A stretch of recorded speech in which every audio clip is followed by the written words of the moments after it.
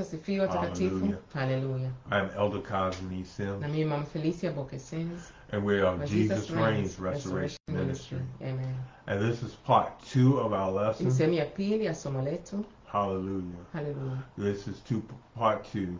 Hallelujah. And it's a more perfect way. Njia iliyokamilika zaidi. The lesson title is A More Perfect Way. Kichwa cha habari kinasema njia kamilifu zaidi. Please turn your Bibles to the 10th chapter.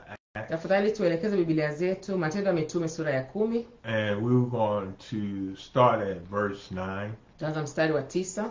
Thank you, Jesus. Hallelujah. And I want to in review as what this lesson pertains to. It pertains to our witness and testimony to people of different faiths and beliefs. Ninazungumzia zaidi kushuhudia kwetu kwa watu wa imani tofauti na sisi. That we will show them a more perfect way. Yani tuwaoneshe njia iliyo kamilifu zaidi. That we will show them, hallelujah, the way of God more perfect. Njia ya Bwana kwa ukamilifu zaidi. Concerning water baptism, kuhusu ubatizo, and infilling of the Holy Ghost, na kujazwa na Roho Mtakatifu, speaking in tongues as the Spirit give utterance, na kunena kwa lugha jinsi ambavyo Roho Mtakatifu anatupa ndimi. And the other concern is, na kingine is how we witness to ni them. jinsi tunavyowashuhudia. That we make sure that we witness in truth, kwamba tuhakikishe tunawashuhudia katika kweli, and in love, katika upendo, and not having any respect of person. Bila kubagua watu, bila kuwadharau. Amen. Amen. It's important. Ni muhimu sana. To win a soul, we must be wise. Kuokoa nafsi lazima tutumie hekima. And in the 10th chapter Acts, it opens up with a man named Cornelius. Matendo ya Mitume hii sura ya 10 inazungumzia mtu anaitwa Cornelio. And this was a man that prayed to God. Anaomba Bwana kwa bidii sana. And his prayers was hallelujah, an angel had came to him. Malaika akaja kwake. And said, Cornelius, your prayers have been received in heaven as a memorial. You can pray and lay before God to the point that God hear you and God honor your prayer as a memorial. Hallelujah. This is New Testament. Amen. Amen. And we're in the New Testament. We're New Testament people in Christ Jesus. And they continue steadfastly in the apostles' doctrine and fellowship and breaking bread. Maandiko yanasema na waliendelea katika mafundisho ya wanafunzi wa Yesu Kristo na kumega mkate. Acts 2:42. Matendo ya Mitume 2:42. And the apostles' doctrine. Yani katika mafundisho ya wanafunzi wa Yesu Kristo. A doctrine that was ordained by Jesus, hallelujah, that the apostles that were ordained by Jesus, hallelujah, and this gospel, hallelujah, that was given by Jesus. Injili ambayo walipewa na Yesu Kristo, walikabidhiwa wanafunzi wa Yesu Kristo. This New Testament in his blood. Agano jipya katika damu yake. That we believe in. Ambalo tunaliamini. And that we live by. Ambalo tunaishi kwa hilo. Amen. Amen. And being Christian. Tukiwa Wakristo. So here Apollos, the angel said, your prayers have been received into heaven. But then, hallelujah, God had spoken unto Peter at the same time, and he gave him some instruction. So here, Acts 10:9, Matendo ya Mitume 10:9. Peter is traveling. Petro alikuwa akisafiri. And I'm going to start with this verse, and you'll get the picture of the situation.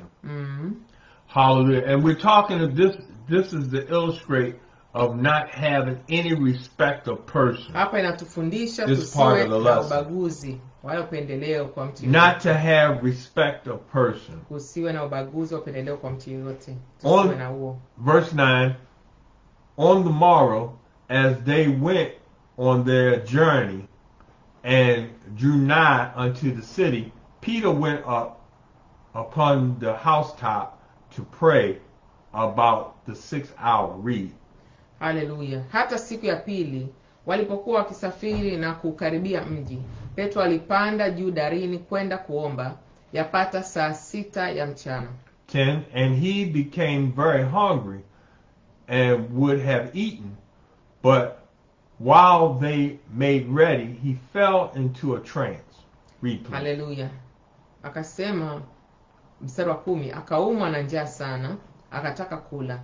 Lakini walipokuwa wakiandaa, roho yake ikazimia. Verse 11. Yaani akaingia katika kuona maono. Verse 11. Trance. And saw heaven open, and a certain vessel descending unto him, as it had been a great sheet knit at four corners, and let down to the earth. Read, please. Akaona mbingu zimefunuka, na chombo kikishuka kama nguo kubwa, inatelemshwa kwa pembe zake 4 hata nchi. 12. Wherein were all manner of four-footed beasts of the earth, and wild beasts, and creepy things, and fowl of the air. Read. Ambayo ndani yake walikuwamo aina zote za wanyama wenye miguu 4, na hao watambaao, na ndege wa angani. 13. And there came a voice to him, Rise, Peter, kill and eat. Read. Kisha sauti ikamjia kusema, ondoka Petro, uchinje ule. 14. But Peter said, Not so, Lord, for I have never eaten anything that is common or unclean. Read. Lakini Petro akasema, hasha Bwana, kwa maana sijakula kamwe kitu kilicho kichafu au najisi. 15 and 16. And the voice spoke unto him again a second time, What God has cleansed, that call not thou common. This was done thrice. And the vessel was received up again into heaven. Read, please. 15. Katika jina la Bwana Yesu Kristo, sauti kamjia mara ya pili ikimwambia, vilivyotakaswa na Mungu usiviite wewe najisi. Jambo hili likatendeka mara 3, kisha kile chombo kikapokewa tena mbinguni. The Jews have a way of how they obtain, how they eat when it comes to things being kosher. Waisraeli wanafuata kanuni za jinsi ya kula vitu ambavyo ni najisi na vitu safi. But in the New Testament, everything is good. Everything is clean. Because the Word of God says it is sanctified by the Word of God and prayer. Lakini hapa mtumishi wa Mungu anasema, kwa sababu kulingana na Agano Jipya anavyoamini yeye, anavyoelewa yeye, vyote ni vimetakaswa kwa neno la Mungu na maombi. And with all the uncertainties of the preparation of food today, siku hizi leo katika kutayarisha chakula, and all the type of diseases and a whole lot of things, and even dirt that when it comes down to the cleanliness of the food, katika usafi wa the chakula, preparation of the food, utayarishaji wa chakula, you gotta pray over your food. Ni vizuri muhimu ule juu ya chakula chako. Pray over it and believe God that it is made clean, sanctified, made clean by the Word of God and prayer. Ule uamini vimetakaswa kwa neno la Bwana na maombi. It's not voodoo. Sio uchawi. It's not magic. Sio but it's faith. Bali ni imani. The just shall live by faith. Mwenye imani ataishi kwa imani. Mwenye haki ataishi kwa imani. Jesus said, have faith in God. Yesu Kristo alikuwa na imani kwa Mungu wake. So a lot of people, they sit down and they just start eating. They just start hogging it down. Watu wengi wanakaa tu wanaanza kula bila kuomba. And a lot of people get sick. Watu wengi wanaanza kuugua. But even if you get sick, God say you will not die. Lakini hata ukiugua, Bwana anasema hautakufa. You shall recover. Utapata uzima. Amen. Utapona. But made clean, sanctified by the Word of God and prayer. I wanted to put that in there. Nataka nieleze hicho hapo. Because so many of our people err by not praying. Watu wengi wanakosea kwa kutokuomba. For men shall always pray and not faint. Tumeambiwa tuombe bila kuchoka. But here, Peter, he was very hungry. He was on this rooftop. He fell into a trance of sleep. Petro alikuwa na njaa. Akapata kama amezimia. And God let down from heaven a big sheet that had a whole lot of animals and a whole lot of insects, and he said, Peter, kill, eat. akaona wanyama wale wameshuka pale chini. And Peter said, I don't put in my mouth anything that's unclean, common or unclean. God said different. Mungu akamweleza tofauti jinsi alivyojieleza kwamba amezoea kutokula kitu najisi. And what did God say? Bwana alimwambiaje? God told Peter, hallelujah, he said in verse 14, and the Lord said, I have 15, thank you, Jesus. And the voice spoke unto him again a second time. What God has cleansed, what God made clean, that call not common. Don't you call it unclean. Hallelujah. Mstari wa 15 Bwana akamwambia, vilivyotakaswa na Mungu usiviite wewe najisi. And this was done thrice, 3 times. Ikatokea hivyo mara 3. Then the vessel returned to heaven. Na kile kitu kikarudi mbinguni. Meanwhile, Cornelius, God had laid on his heart to seek Peter. Na wakati huo Bwana alikuwa ameshasema na Cornelio amtafute Petro. And Peter came to an assembly where there was many, hallelujah, Gentiles. Akaenda Petro akajikuta katika kusanyiko la wale ambao sio Waisraeli, wanaitwa mataifa. And God told Peter to go. Na Bwana akampa ruhusa, akamwambia nenda. And in the process of Peter going, hallelujah, God did a mighty work. Na kwa kitendo hicho Bwana akapata nafasi ya kufanya kazi kubwa. The people heard the word of God and they caught on fire. Watu wakasikia neno la Mungu na wakapata moto wa Bwana. Hallelujah. They heard of Peter came with a more perfect way of serving God. Pale Petro alikuja na njia kamilifu zaidi ya kumtumikia Bwana, ya kumfuata Bwana Yesu Kristo. He that hunger and thirst after righteousness shall be filled. Tumeambiwa mwenye njaa ya haki atajazwa. And when you want something so bad, na ukitaka kitu kwa sana, a lot of us before we were saved, we tried for the Holy Ghost. We wanted the Holy Ghost so bad. Wengi katika haleluya kumuomba Roho Mtakatifu, kuomba na kufunga Roho Mtakatifu atujaze, tulikuwa tunahitaji sana Roho Mtakatifu. But you just don't receive it like you just buying something from a store. Lakini Mungu hataki tupokee kama vile tunaenda dukani tu tunanunua kitu. It comes with sacrifice. Inabidi ujitoe kabisa.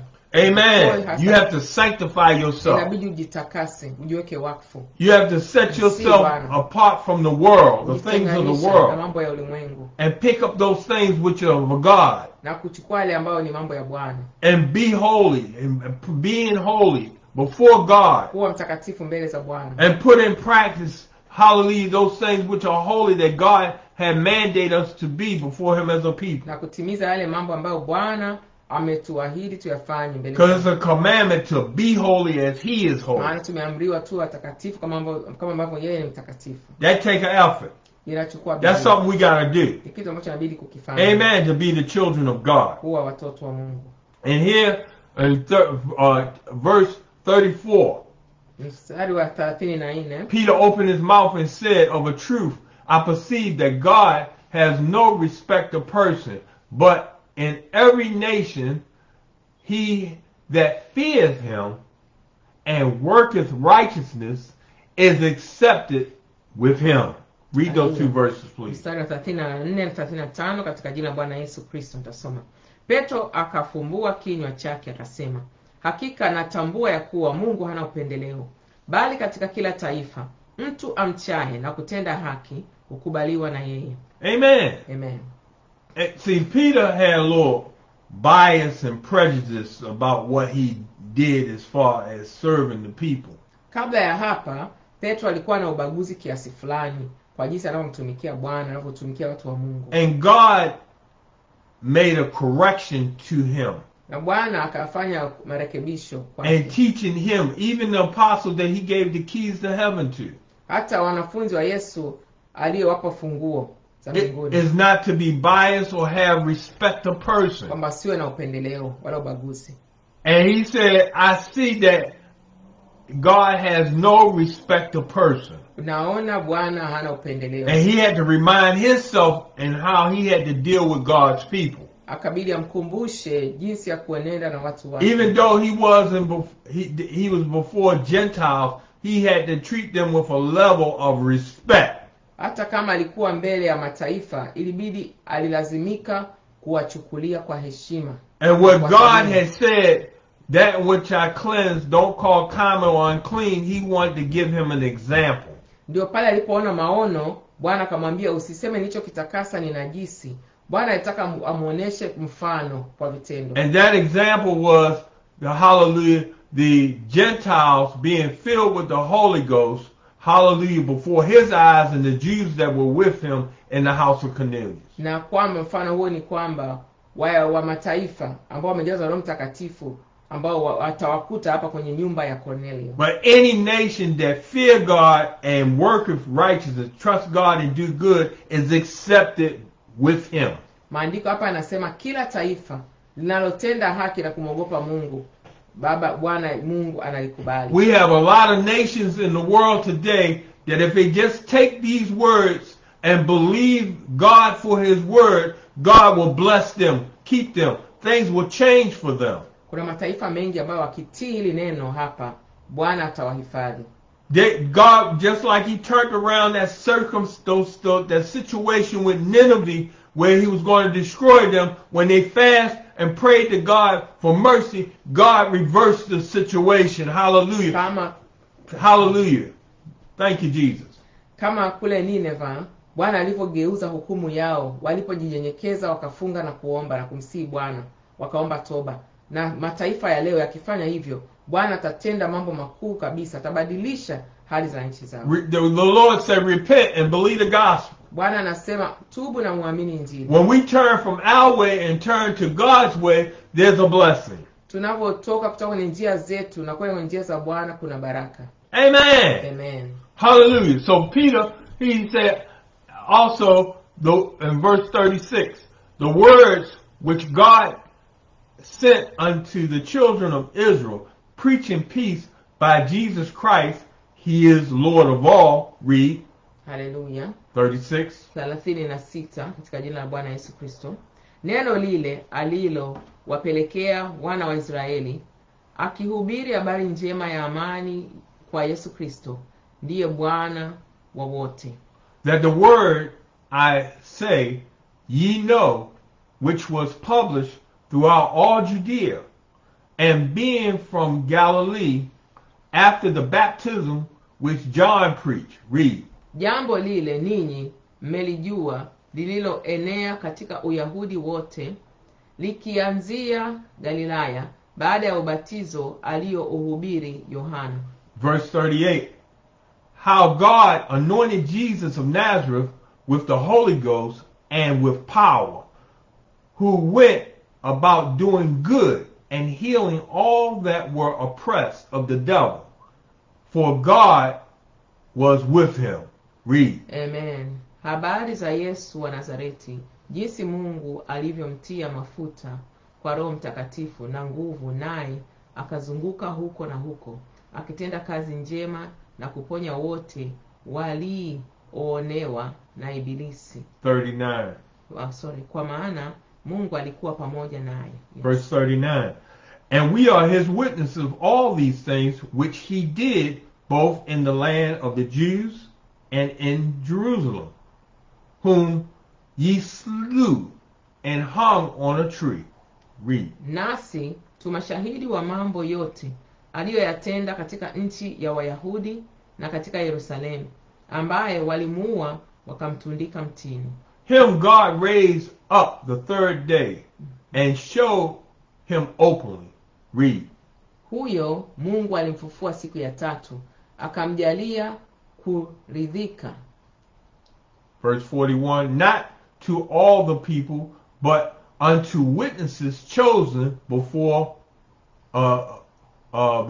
of God, even to us who did eat and drink with him after he rose from the dead. Read. Si kwa watu wote, bali kwa mashahidi waliokuwa wamekwisha kuchaguliwa na Mungu, ndiyo sisi tuliokula na kunywa pamoja naye baada ya kufufuka kwake kutoka kwa wafu.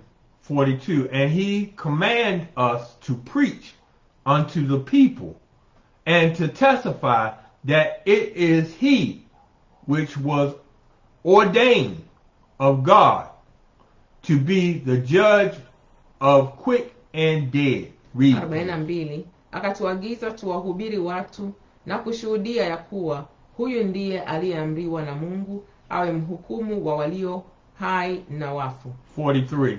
To him give all the prophets witness that through his name whosoever believe in him shall receive remission of sins. 43. Huyo manabii wote humshuhudia ya kwamba kwa jina lake kila amwaminie atapata ondoleo la dhambi. 44. While Peter yet spoke these words, the Holy Ghost fell on all them which heard the word. Read. 44. Petro alipokuwa akisema maneno hayo, Roho Mtakatifu akawashukia wote walioisikia lilo neno. And they of the circumcision which were astonished, as many as came with Peter, because that on the Gentiles also was poured out the gift of the Holy Ghost. Read. 45. Na wale waliotahiriwa walioamini wakashangaa watu wote waliokuja pamoja na Petro, kwa sababu mataifa nao wamemwagiwa kipawa cha Roho Mtakatifu. Verse 46 through 48. For they heard them speak with tongues and magnify God, that answered Peter. Hallelujah. Then answered Peter, can any man forbid water that these should not be baptized, which have received the Holy Ghost as well as we? And he commanded them to be baptized in the name of the Lord. Then prayed they him to tarry certain days. Amen. Read, please. Tasoma 46 mpaka 48. Kwa maana waliwasikia wakisema kwa lugha na kumwadhimisha Mungu. Ndipo Petro akajibu, ni nani awezaye kuzuia maji hawa wasibatizwe, watu waliopokea Roho Mtakatifu vile vile kama sisi? Akaamuru wabatizwe kwa jina lake Yesu Kristo. Ndipo wakamsihi azidi kukaa siku kadhaa wa kadha. Peter did not know why God had told him to go with these men to the house of Cornelius, but when he got there, the Holy Ghost, hallelujah, opened his understanding as to why he was there.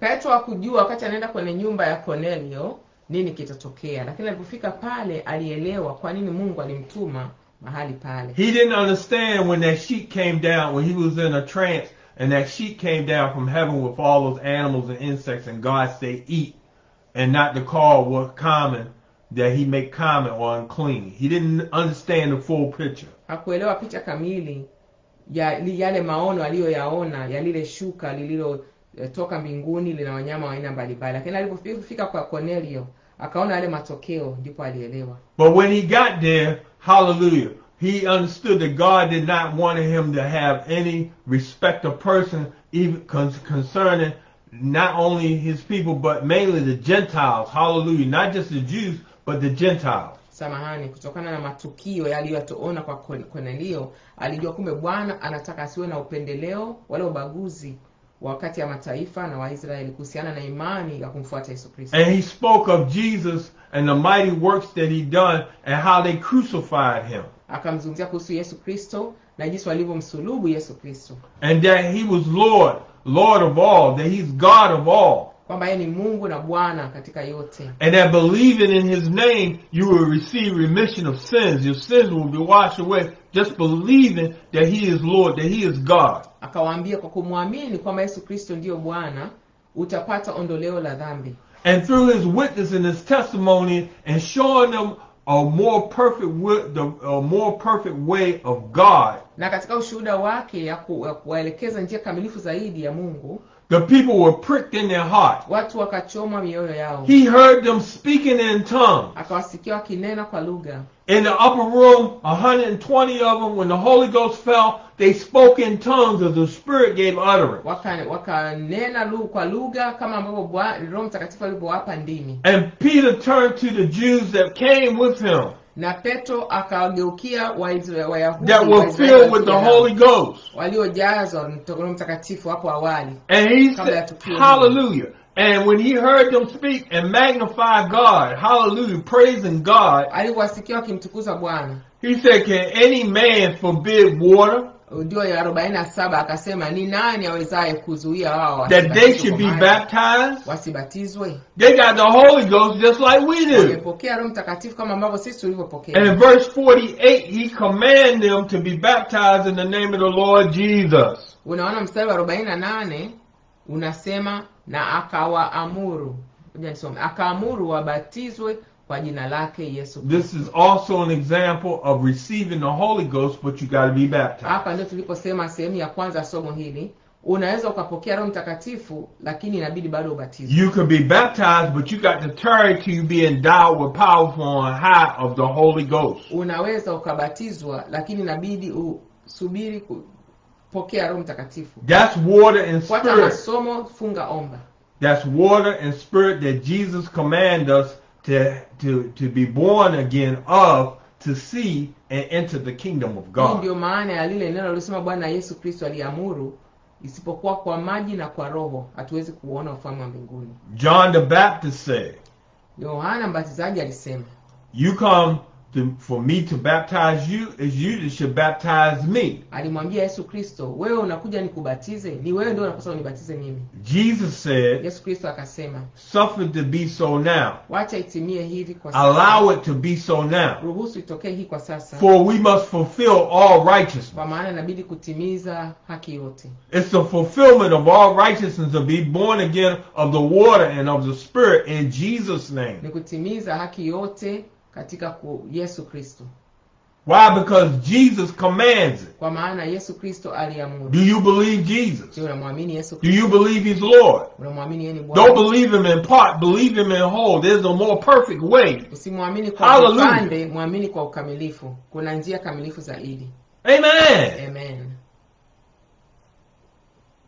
And in doing so, He baptized Jesus, and the Word of God says He came straightway out of the water. Na kwa kufanya hivyo alimbatiza katika maji mengi Yesu Kristo, alafu Yesu Kristo akatoka kwenye yale maji. So for Him to come straightway out of the water, that means He had to be submerged in the water. Uelewe kwamba kwa yeye Put under the water. atoke alidumbukizwa kwenye maji. Amen. But a lot of people Yes, say you yes. don't need to be baptized. They know that all you got to do is give God your heart. Just believe and you saved. Kuna wale wanaosema huna haja kubatizwa. Wewe mpe tu Bwana Yesu Kristo moyo wako. That's not God's plan of Hiyo salvation. sio mpango kamili wa Yesu Kristo. Yes, we must believe that He is. Ndio inabidi kuamini We kwamba must yeye have ndiye. faith that He is. Inabidi tuwe na imani kwamba We yeye must ndiye. confess that He Inabidi is. tukiri kwamba yeye ndiye. But we also got to be baptized in His name for the remission of sins. Lakini inabidi tubatizwe kwa jina lake. And we must also tarry for the Holy Ghost, tarry Inabidi for His Holy Spirit. tusubirie kwa Roho wake Mtakatifu. Amen. But a lot of people don't want to wait. Wengi hawataki They kusubiri. name it and they claim it. And that's why you have all these different beliefs, all these different faiths, all these different doctrines. Wanaambiwa mkiri na kutamka tu inatosha. Ndio maana naona mafundisho yamekuwa mengi siku hizi. And that's why we, hallelujah, that are sound in the faith, Ndio maana sisi ambao tunaelewa maandiko jinsi Mungu alivyotutumia, that are born again according to the scripture, according to God's word. tuliookolewa sawasawa na maandiko, And our belief and faith in Christ Jesus, where we were baptized in, tuliobatizwa sawasawa na maandiko, hallelujah, we must show the people a more perfect way. inabidi tuwaoneshe watu njia iliyo kamilifu Because zaidi. it's God's will that none be lost, but all come to the knowledge of the truth. Ni mapenzi ya Mungu kwamba watu wasiangamie bali wote wapate ile kweli. That all might be saved. Wote wakolewe. Not some, all. Sio baadhi, wote. Amen. Amen. And when Jesus came straightway out of the water, the Holy Spirit descended upon Him like a dove, the Holy Ghost. Roho Mtakatifu akamwangukia kama maji. And God the Father said, this is my Son in whom I'm well pleased. Ndio Mungu Baba akasema huyu ni mwana wangu ambaye ninapendezwa naye. Jesus made an example of what we all should get to enter and see the kingdom of God, a water baptism. Yesu Kristo ametuonesha nini tunachotakiwa kufanya kuhusiana na It was done for our example. Amefanya kwa mfano kwetu sisi. And God the Father co-signed it with His approval. na Mungu Baba akamhakikisha kwamba amefanya sahihi. It pleased God, hallelujah, Ilimpendeza Bwana that where the heavens opened up and a voice came and said, "This is my beloved son and who I'm well pleased." Kwa maana mbingu zilifunguka na sauti ikatoka mbinguni kwamba huyu ni mwanangu ninapendezwa naye. My brother, my sister, do you believe the gospel? Ndugu yangu na dada Do yangu, you believe the words of God? unaamini neno la Bwana? There shouldn't be any amendments. Usiwe na kusibadilisha popote pale. The word of God is sure and amen. Neno la Bwana ni kweli na amina. Thank you, Jesus. Asante Yesu. And I believe God. Namwamini Mungu. Trust and obey. There's no other way. I believe God. Namwamini Mungu. Hallelujah. Hallelujah. Thank you, Jesus. Asante Yesu. This concludes part 2 of our lesson. Hapa tunamaliza sehemu ya pili ya somo hili. Hallelujah. A more perfect way. Njia iliyo kamilifu zaidi. Thank you, Jesus. Asante Yesu.